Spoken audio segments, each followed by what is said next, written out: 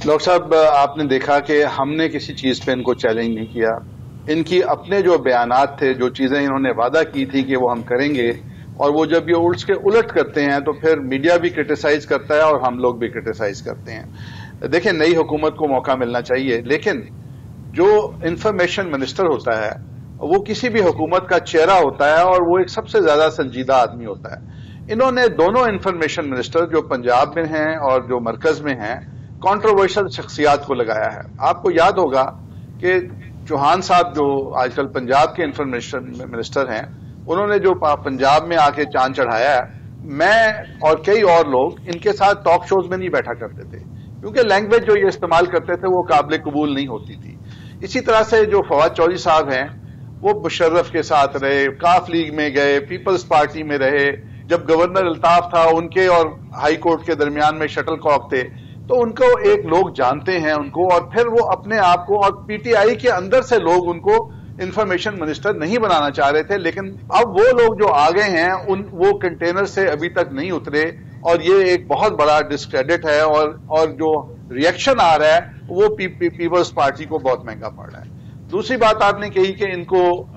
کو United nations کی اس general assembly پہ جانا چاہیے تھا. بالکل آپ نے درست کہا، یہ ایک اپرچونٹی ہوتی ہے، لیکن اگر ایک بیٹسمین اوپن نہ کرنا چاہے اور وہ کہے کہ میں ایسا رسک نہ لوں کہ میں کاٹ ان دی سلپس ہو جاؤں، یا اس کا کانفیڈنس نہ ہو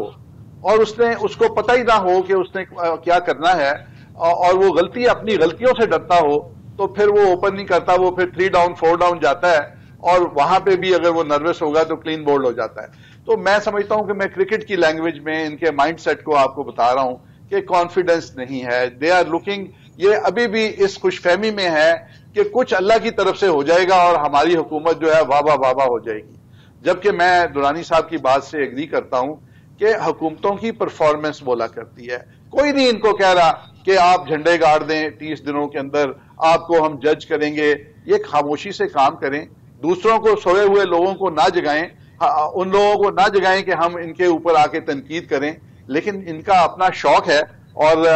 اب دیکھیں میٹرو کے اوپر اور ان چیزوں پہ انہوں نے تنقید کی،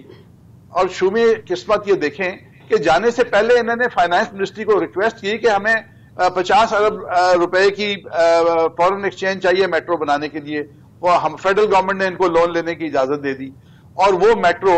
ابھی تک یہ اگلے 5 سال میں شاید بنا نہیں سکیں گے. تو اب آپ ایک طرف آج بھی میٹرو کو کرٹیسائز کر رہے ہیں، ایک طرف آپ میٹرو لے کے بیٹھے ہیں جو آپ بنانے کے قابل نہیں ہیں. آج کی اخباروں میں